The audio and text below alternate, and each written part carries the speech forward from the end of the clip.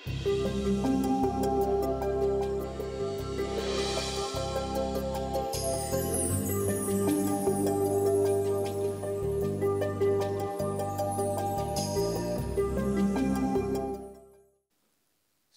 ടെലിവിഷൻ്റെ daily mirror പ്രോഗ്രാമിലേക്ക് ഏവരെയും ഹൃദയമായി സ്വാഗതം ചെയ്യുന്നു.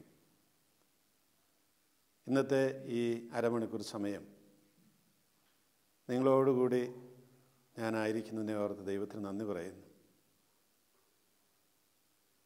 എൻ്റെ ഈ അരമണിക്കൂർ സമയത്തിൽ ഈ ലോകത്തിലുള്ള അനേകായിരം പേരിലേക്ക് ഈ വചന പരിചിന്തനം എത്തിക്കുവാൻ കഴിയുന്നു എന്നുള്ളതിനെ ഓർത്ത് ദൈവത്തിന് ഞാൻ നന്ദി പറയുകയാണ്. ആധുനികമായിട്ടുള്ള സാങ്കേതിക വിദ്യകളിലൂടെ ദൈവത്തിൻ്റെ രാജ്യം, ക്രിസ്തുവിൻ്റെ രക്ഷാകര സന്ദേശം ഈ ലോകത്തിലെങ്ങും എത്തിക്കുവാൻ സാധിക്കുന്നുവല്ലോ എന്നേ ഓർത്ത് ദൈവത്തിന് നന്ദി പറയുന്നു. ഇന്നത്തെ നമ്മുടെ ഈ അരമണിക്കൂർ സമയത്ത് ചില കാര്യങ്ങൾ നിങ്ങളുമായിട്ട് പങ്കുവയ്ക്കണം എന്ന് ഞാൻ ആഗ്രഹിച്ചത് പ്രധാനമായിട്ടും നിത്യരക്ഷയെ സംബന്ധിച്ചുള്ളതാണ്. നിത്യരക്ഷയെ സംബന്ധിച്ചും നിത്യജീവനെ സംബന്ധിച്ചുമൊക്കെ ഒരുപാട് കാര്യങ്ങൾ നമ്മൾ നിരന്തരം ദിവസവും കേൾക്കാറുണ്ട്. പക്ഷെ എന്തായി നിത്യജീവൻ അല്ലെങ്കിൽ നിത്യരക്ഷ എന്നൊക്കെ പറയുന്നത്? നിർഭാഗ്യവശാൽ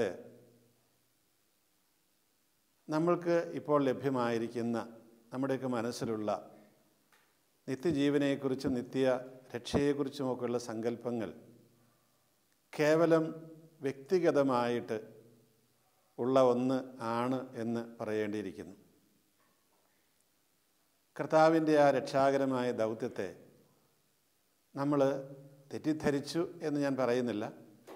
പക്ഷേ എങ്കിലും പരമ്പരാഗതമായിട്ട് നമുക്ക് ലഭിച്ചിട്ടുള്ള ദൈവശാസ്ത്രപരമായ വ്യാഖ്യാനങ്ങളിലൂടെയും മറ്റും ആ രീതിയിൽ അത് അങ്ങനെ ആയിത്തീർന്നു എന്നുള്ളതാണ് സത്യം. കർത്താവ് വാസ്തവത്തിൽ എന്തിനാണ് വന്നത്? ഞാനതേക്കുറിച്ച് പലപ്പോഴും ചിന്തിക്കാറുണ്ട്. നമ്മൾ പാപം ചെയ്തു, ദൈവത്തിൽ നിന്ന് അകന്നുപോയി, വീണ്ടും നമ്മളെ ദൈവത്തെങ്കിലേക്ക് അടുപ്പിക്കുവാനായിട്ടാണ് വന്നത് എന്നൊക്കെ പറയുമ്പോൾ എന്താ അർത്ഥമാക്കുന്നത്? നിത്യ രക്ഷ, ജീവൻ എന്നൊക്കെ പറയുമ്പോൾ, അല്ലെ സ്വർഗരാജ്യം, ദൈവരാജ്യം എന്നൊക്കെ പറയുമ്പോൾ എന്താ അർത്ഥമാക്കുന്നത്?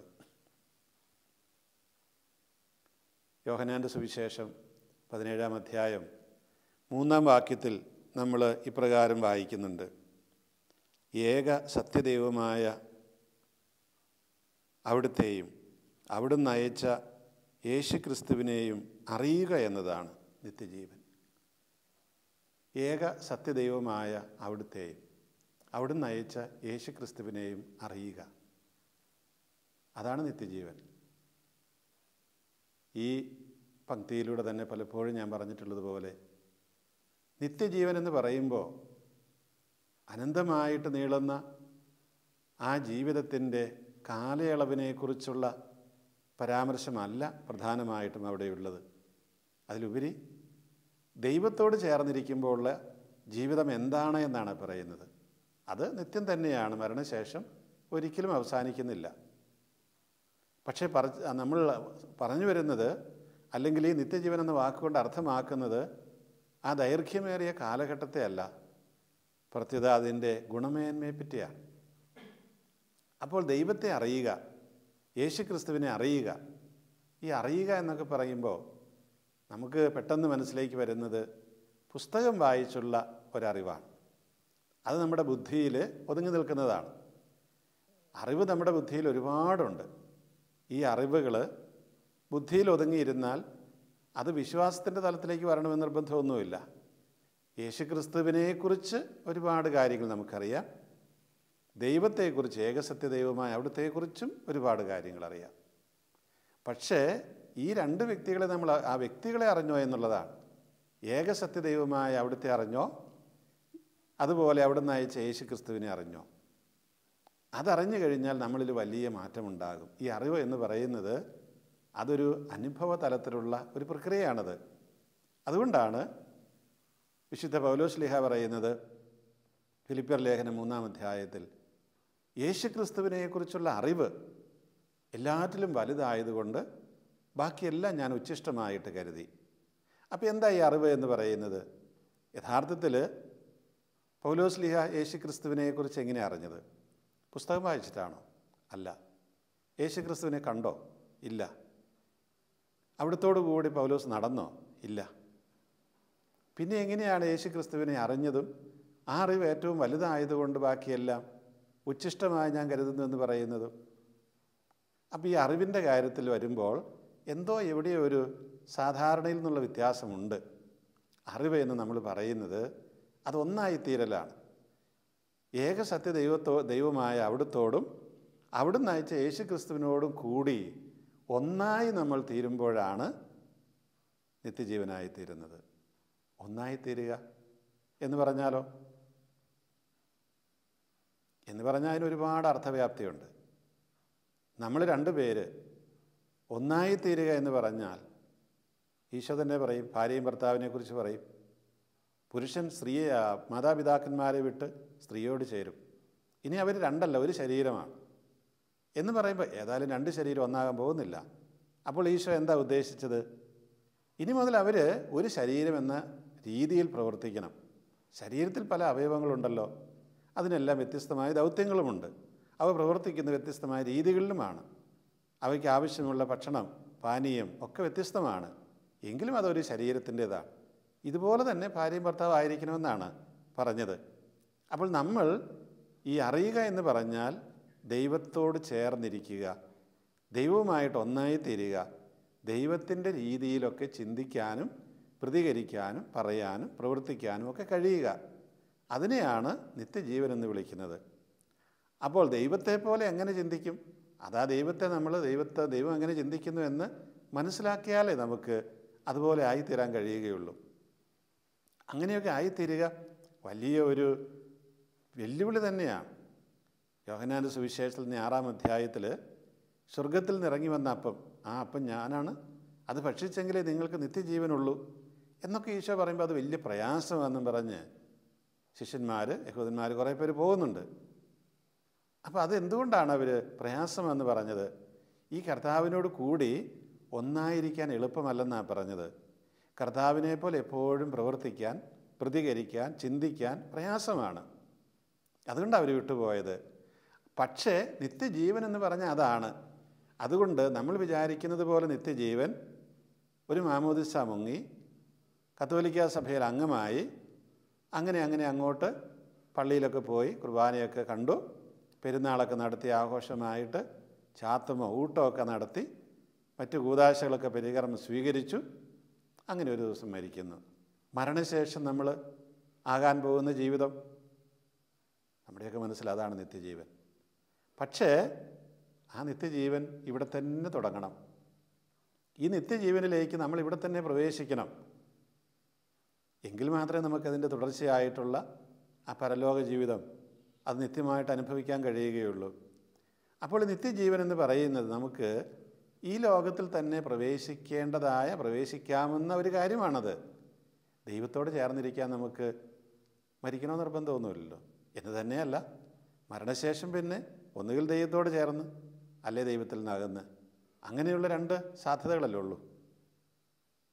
അപ്പോൾ നമുക്ക് ഈ ലോകത്തിൽ തന്നെ ദൈവത്തോട് ചേർന്നിരിക്കണം. അതിനുള്ള മാർഗമാണ് നമ്മുടെ ഈ സഭയിലുള്ള അംഗത്വവും കൂദാശകളും പ്രാർത്ഥനകളും തീർത്ഥാടനങ്ങളും എല്ലാം ദൈവത്തോടു കൂടി ഇരിക്കാനുള്ള മാർഗങ്ങളാണ്. നമ്മളെ അതിനെ പ്രാപ്തരാക്കുന്നു എന്നാണ് ചുരുക്കം. അതല്ലാതെ നമ്മൾ മലയാറ്റൂർക്ക് തീർത്ഥാടനം നടത്തിയതുകൊണ്ട് മാത്രം, അവിടം വരെ പോയി വന്നതുകൊണ്ട് മാത്രം ആരും നിത്യജീവൻ പ്രാപിക്കണമെന്നില്ല.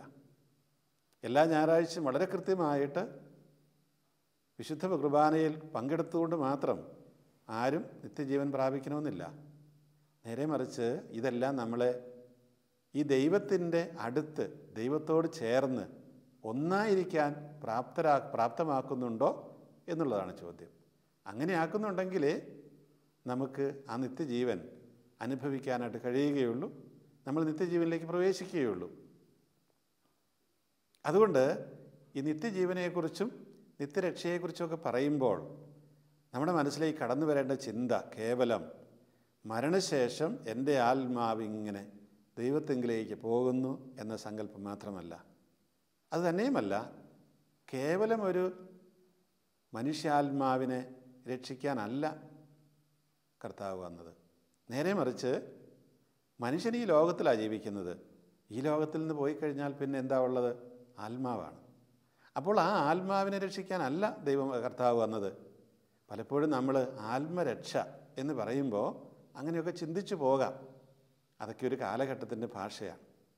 അപ്പോൾ ഇവിടെ കർത്താവ് വന്നത് ഈ ലോകത്തെ തന്നെ രക്ഷിക്കാനാണ്. അതായത് ഈ ലോകത്തിൽ മനുഷ്യർക്ക് ഈ ദൈവത്തോട് ചേർന്നിരിക്കാൻ, ആ ദൈവത്തിൻ്റെ രാജ്യത്തിലെ ദൈവികമായ അനുഭവം ഉണ്ടാവാൻ എന്ത് ചെയ്യണം?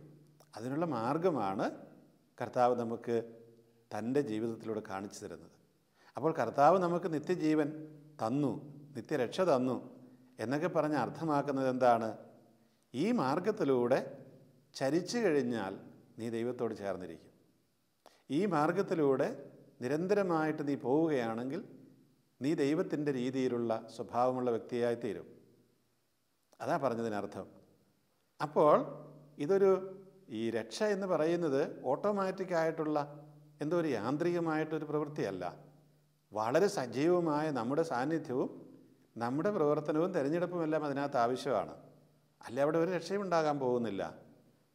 അപ്പോൾ ഈ അറിവ് ഒന്നായിരിക്കുക എന്ന് പറയുന്നത് നമ്മളുടെ പൂർണ്ണമായ സ്വാതന്ത്ര്യത്തിൻ്റെ പശ്ചാത്തലത്തിൽ നടത്തുന്ന ഒരു തിരഞ്ഞെടുപ്പ് വഴിയേ അത് കിട്ടുകയുള്ളൂ. അങ്ങനെ തിരഞ്ഞെടുക്കുമ്പോഴാണ് അവിടെ നിത്യജീവനുണ്ട് എന്ന് പറയാൻ കഴിയുക, ദൈവത്തോട് ചേർന്നിരിക്കുന്ന ജീവനുണ്ടെന്ന് പറയാൻ കഴിയുക. നമ്മളല്ലേ വാസ്തവത്തിൽ ഈ ലോകത്തിൽ നരകവും സ്വർഗവുമൊക്കെ സൃഷ്ടിക്കുന്നവർ. നമ്മുടെ ജീവിതം ദൈവത്തിൻ്റെ ജീവിതത്തോട് ചേർന്ന് നിൽക്കുന്നതാകുമ്പോൾ നമ്മളായിരിക്കുന്ന സ്ഥലങ്ങളിൽ സ്വർഗമായി തീരും, അല്ലാത്ത സ്ഥലങ്ങളിലെല്ലാം നരകമായി തീരും. കാരണം നമ്മൾ ദൈവത്തിൽ നകന്നിരുന്നാൽ മറ്റാരോടും അടുത്തിരിക്കുകയാണ് ചെയ്യുന്നത്. അത് പിശാചിനോടായിരിക്കും, അല്ലെങ്കിൽ ദൈവത്തിൻ്റെ വിരുദ്ധ ശക്തിയോടായിരിക്കും അടുത്തിരിക്കുന്നത്. അങ്ങനെ വരുമ്പോൾ പിന്നെ സ്വാഭാവികമായിട്ടും അവിടെ നരകത്തിൻ്റെ അനുഭവം ഉണ്ടാകാതെ നിവൃത്തിയില്ല.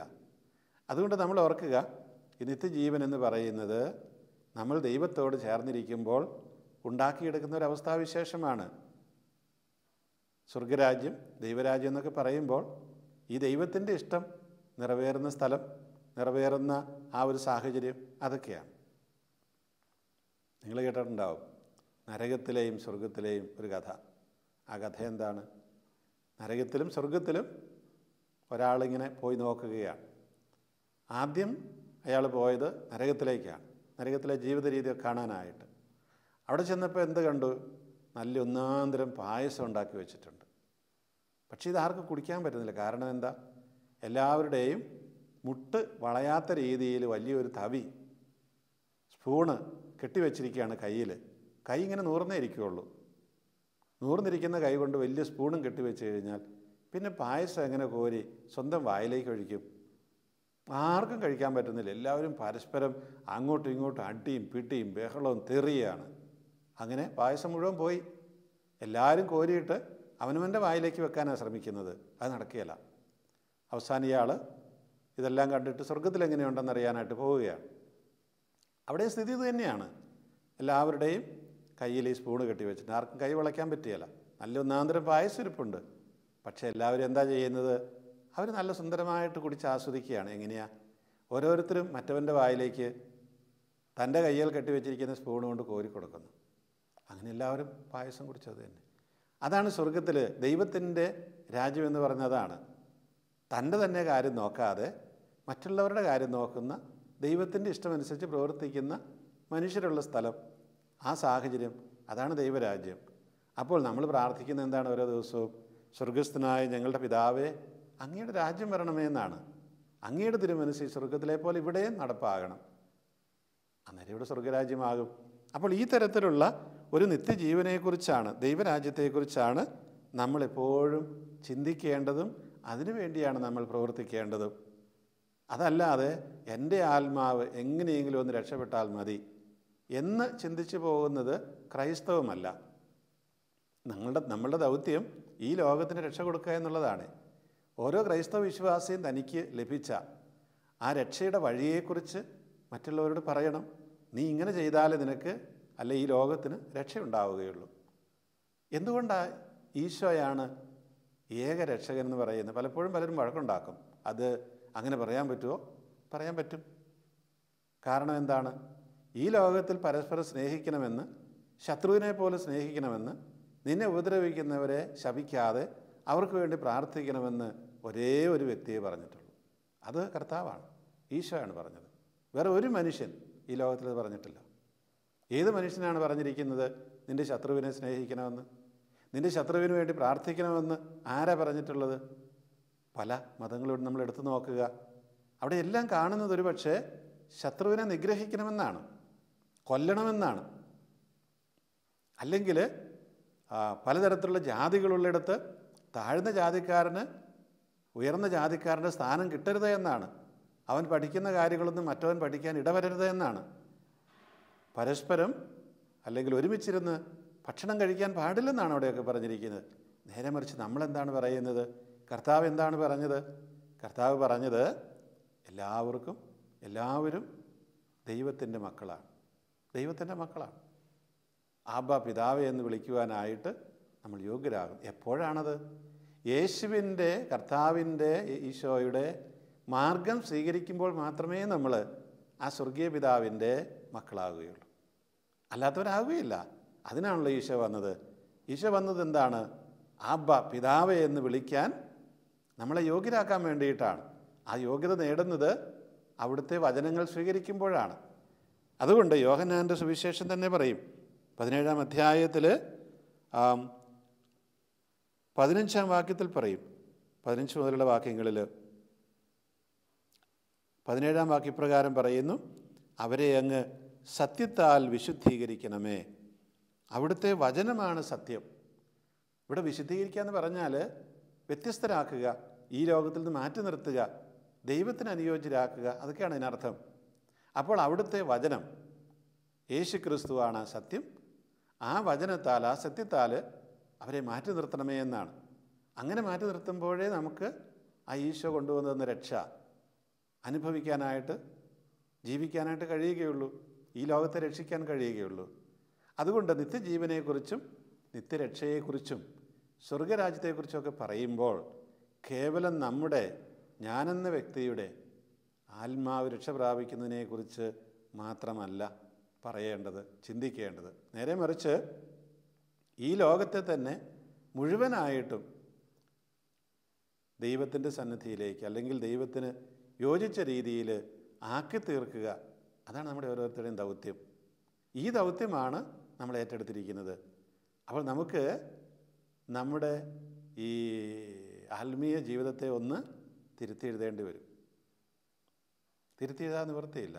നമ്മൾ പലപ്പോഴും ഒരു വിശുദ്ധ കുർബാന അർപ്പിച്ച്, ഒരു അനീത ചൊല്ലിച്ച്, ഒരു ഒപ്പീസ് ചൊല്ലിച്ചൊക്കെ കാര്യങ്ങൾ പെട്ടെന്ന് നടത്താം എന്നുള്ള ചിന്തയിലായിരിക്കാം. അതിൻ്റെ ആവശ്യമില്ല. ഏത് കുർബാന വേണ്ടെന്നല്ല, നേരെ മറിച്ച് അങ്ങനെ ഒരു ചിന്തയിൽ നടന്നാൽ ഈ കർത്താവിൻ്റെ ആ വചനം, കർത്താവിൻ്റെ വചനം അല്ലെ കർത്താവാകുന്ന വചനം കൊണ്ട് നമ്മൾ വിശുദ്ധീകരിക്കപ്പെടുകയില്ല.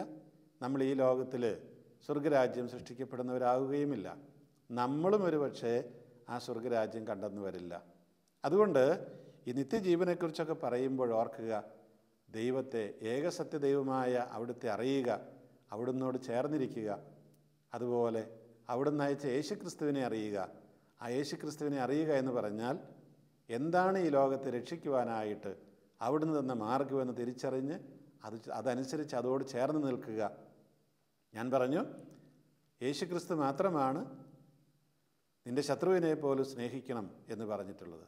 നേരെ മറിച്ച് നിൻ്റെ ശത്രുവിനെ നിഗ്രഹിക്കണമെന്ന് പറഞ്ഞിട്ടുള്ള ധാരാളം പേരുണ്ട് ഇവിടെ, പല മതസ്ഥാപകരുമുണ്ട്.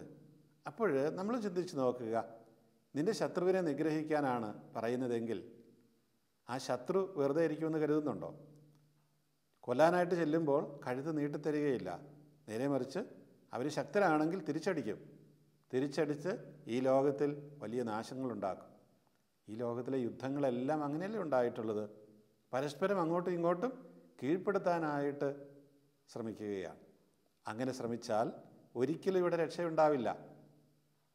യുദ്ധം ചെയ്തിട്ട് ആരും രക്ഷപ്പെട്ടിട്ടില്ല.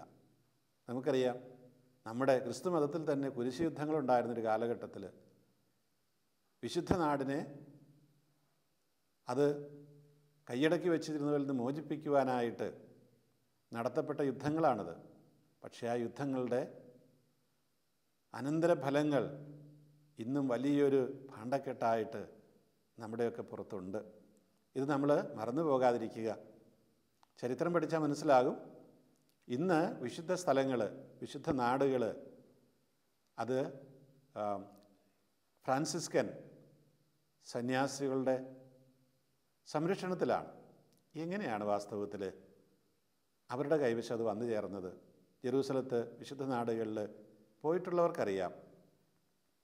അവിടെയൊക്കെ എങ്ങനെയാണ് ഈ ഫ്രാൻസിസ്കൻ സന്യാസ സമൂഹത്തിൽപ്പെട്ടവർ അല്ലെ ആ സമൂഹത്തെ ഇത് ഏൽപ്പിക്കുവാൻ ഇടവന്നത്? ഈ കുരിശ് യുദ്ധങ്ങളുടെ സമയത്ത് വിശുദ്ധ ഫ്രാൻസിസിനുണ്ടായ ചിന്തയാണത്. പട്ടാളക്കാരെ വിട്ട് യുദ്ധം ചെയ്തൊന്നും ഈ പുണ്യസ്ഥലങ്ങളെ ശത്രുക്കളിൽ നിന്ന് മോചിപ്പിക്കാൻ കഴിയില്ല. അതിന് മറ്റു മാർഗങ്ങൾ തന്നെ തേടണം. അങ്ങനെ അദ്ദേഹം പല പ്രാവശ്യം ഇറ്റലിയിൽ നടന്നും അല്ലാതെയുമൊക്കെയായിട്ട് ഈ വിശുദ്ധ നാടുകളിൽ ചെന്ന് അവിടെ ഭരിച്ചിരുന്ന സുൽത്താനെ കണ്ട് സംസാരിച്ച് ഡയലോഗ് നടത്തി അങ്ങനെയൊക്കെയാണ് അദ്ദേഹത്തിൻ്റെ പിൻഗാമികളെ ആ ദേശങ്ങൾ അതിൻ്റെ സംരക്ഷണം ഏൽപ്പിക്കുവാനുള്ള സംവിധാനം സുൽത്താൻ ചെയ്തത്. ഇത് ചരിത്രമാണത്. അപ്പോൾ നമ്മൾ ഓർക്കണം, കേവലം കുറേ പട്ടാളക്കാർ പോയി യുദ്ധം ചെയ്തെല്ലാം തല്ലി പൊളിച്ച് വെട്ടി നുറുക്കി ആളുകളെ കൊന്നൊന്നും ഒരു രാജ്യത്തെയും മോചിപ്പിക്കാൻ കഴിയുമായിരുന്നില്ല.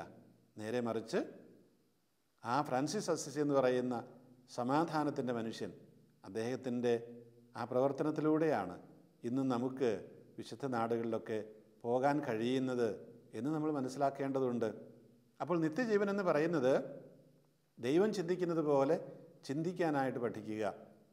യുദ്ധം എന്ന് പറയുന്നത് ദൈവം ചിന്തിക്കുന്നതല്ല, അങ്ങനെയല്ല ദൈവം നമ്മളെ പഠിപ്പിച്ചിട്ടുള്ളത്.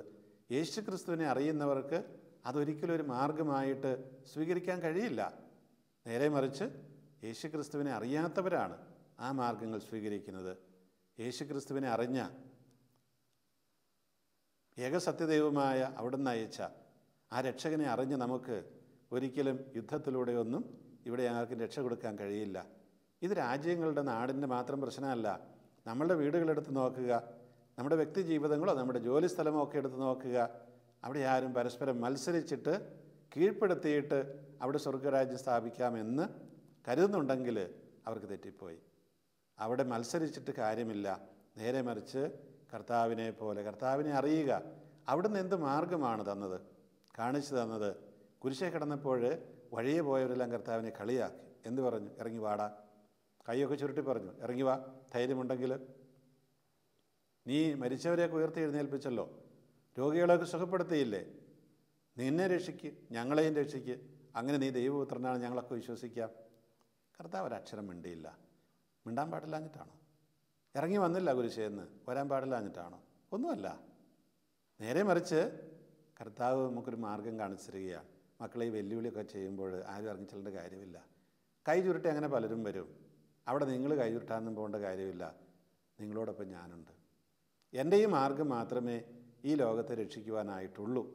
പക്ഷേ അങ്ങനെ ആ മാർഗം പിന്തുടരുമ്പോൾ ഒരു കുഴപ്പമുണ്ട്. എന്താ കുഴപ്പം? ഞാൻ മരിച്ചതുപോലെ ഈ കുരിശിലൊക്കെ മരിക്കേണ്ടി വരും. അതിന് സന്നദ്ധതയില്ലാത്തവർ എൻ്റെ കൂടെ നിന്നിട്ട് കാര്യമില്ല. അതാണ് ആ യോഹന്നാൻ്റെ സുവിശേഷം 6-ാം അധ്യായത്തിൽ അവൻ്റെ ശിഷ്യന്മാരിൽ വളരെ പേർ അവനെ വിട്ടുപോയി. പിന്നെ ഒരിക്കലും അവൻ്റെ കൂടെ നടന്നിട്ടില്ല എന്നാണ് പറയുന്നത്. പിന്നെ ഒരിക്കലും നടന്നിട്ടില്ല. നമുക്കിതൊക്കെ തന്നെയായിരിക്കും. നമ്മൾ പ്രതീക്ഷിച്ച് വന്നതായിരിക്കണമെന്നില്ല ഇതിനകത്തൊക്കെ കിട്ടുന്നത്. നമ്മൾ വളരെ ആഘോഷമായിട്ട് വിവാഹമെന്ന കൂദാശ, പട്ടമെന്ന കൂദാശ, അല്ലെങ്കിൽ സന്യാസവ്രതമെന്ന ആ വലിയ ശുശ്രൂഷയൊക്കെ വലിയ ആഘോഷങ്ങളുടെയുമൊക്കെ അകമ്പടിയോടെ സ്വീകരിക്കും. ഒരു കാര്യമില്ല അതുകൊണ്ട്. കാരണം എന്താണ്? നമുക്ക് അതിനകത്തുള്ള വെല്ലുവിളികളെ ഈശോ സ്വീകരിച്ചതുപോലെ സ്വീകരിക്കാൻ പറ്റുമെങ്കിൽ മാത്രമേ നടക്കുകയുള്ളൂ. ഭാര്യയും ഭർത്താവും കൂടെ വീട്ടിൽ പോയിട്ട് പരസ്പരം വാശി പിടിച്ച് വഴക്കുണ്ടാക്കിയിരുന്നാൽ ഒരു കാര്യവുമില്ല. അല്ലേ സന്യാസവ്രതം എടുത്തവർ അതിൻ്റെ ഉള്ളിൽ ചെന്നിട്ട് പിന്നെ അധികാരത്തിന് വേണ്ടി കടിപിടിയാണെങ്കിൽ അവർക്കെങ്ങും ഒരു രക്ഷയും കിട്ടുകയില്ല. വൈദികർ അല്ലേ മെത്രാന്മാർ ആരെങ്കിലും ആവട്ടെ, ഇതേ പ്രക്രിയ തന്നെ തുടർന്നു കഴിഞ്ഞാൽ തീർച്ചയായിട്ടും യേശുക്രിസ്തുവിനെ അവരറിഞ്ഞില്ല. അതുകൊണ്ടാണ് അത് സംഭവിക്കുന്നത്. അപ്പോൾ യേശുക്രിസ്തുവിനെ അറിഞ്ഞ് അവിടുത്തെ വഴികൾ സ്വീകരിച്ചാൽ മാത്രമേ നമ്മുടെ ഈ ബാഹ്യമായിട്ടുള്ള ജീവിത രീതികൾ കൊണ്ട് എന്തെങ്കിലും പ്രയോജനം ഉണ്ടാവുകയുള്ളൂ. നമ്മളെയും ഈ ലോകത്തെയും രക്ഷിക്കുവാനായിട്ട്, നിത്യജീവൻ കൊടുക്കുവാനായിട്ട് സാധിക്കുകയുള്ളൂ. ഇവിടമെല്ലാം നമുക്ക് സ്വർഗമാക്കി തീർക്കുവാൻ കഴിയുകയുള്ളൂ. ഇത് വലിയൊരു രഹസ്യം ഒരു തരത്തിൽ പറഞ്ഞാൽ. ഈ ലോകത്തിൻ്റെ മാനദണ്ഡങ്ങൾക്കെല്ലാം വിരുദ്ധമാണിത്. ഈ ലോകത്തിൻ്റെ മാനദണ്ഡം നേരെ ഓപ്പോസിറ്റാണ്. നമുക്കത് മനസ്സിലാക്കാൻ കർത്താവിൻ്റെ മനസ്സിലേക്ക് കയറണം. സ്നേഹമുള്ളവരെ, നമുക്ക് ആ കർത്താവിൻ്റെ മനസ്സിലേക്ക് കയറി ചെന്നിട്ട് നമ്മൾ ഈ നിത്യജീവൻ, നിത്യരക്ഷ അനുഭവിക്കുന്നവരും അത് ഈ ലോകത്തിന് കൊടുക്കുന്നവരുമായിട്ട് രൂപാന്തരപ്പെടട്ടെ. നമുക്ക് പ്രാർത്ഥിക്കാം. കാരുണ്യവാനായ കർത്താവേ, നീ ഞങ്ങൾക്ക് കാണിച്ചു തന്നിട്ടുള്ള രക്ഷയുടെ മാർഗം ഞങ്ങളും പിന്തുടരുമ്പോഴാണല്ലോ ഈ ലോകത്തിന് രക്ഷയുണ്ടാകുന്നത്. ശത്രുവിനെ പോലും സ്നേഹിക്കണമെന്നും നിൻ്റെ ശത്രുവിനോട് നീ അവനെ ശപിക്കാതെ അവന് വേണ്ടി പ്രാർത്ഥിക്കണമെന്നും കർത്താവെ നീ മാത്രമാണല്ലോ അരുളി ചെയ്തിട്ടുള്ളത്. ആ പാത ഞങ്ങൾ പിന്തുടരുമ്പോഴാണല്ലോ നിന്നെ ഞങ്ങൾ അറിഞ്ഞുവെന്ന് ഞങ്ങൾക്ക് പറയാൻ അവകാശപ്പെടാൻ കഴിയുന്നത്. അങ്ങനെ ഞങ്ങളും ചെയ്യുമ്പോൾ മാത്രമാണല്ലോ കർത്താവെ ഈ ലോകത്തെ ഞങ്ങൾ രക്ഷിച്ചു എന്ന് പറയാൻ കഴിയുക. വിശുദ്ധ പൗലോസ് പറയുന്നത് പോലെ നിൻ്റെ ഈ ശരീരത്തിൽ, കർത്താവിൻ്റെ ശരീരത്തിൽ, മൗദീയ ശരീരത്തിൽ കുറവുള്ള ആ സഹനങ്ങളെ ഞങ്ങൾ ഓരോരുത്തരും പൂർത്തിയാക്കി ഈ ലോകത്തിന് രക്ഷ കൊടുക്കുവാൻ ഞങ്ങൾ പ്രാപ്തരാകട്ടെ. നിത്യം പിതാവും പുത്രനും പരിശുദ്ധാത്മാവുമായ സർവേശ്വര എന്നേക്കുമാണ്.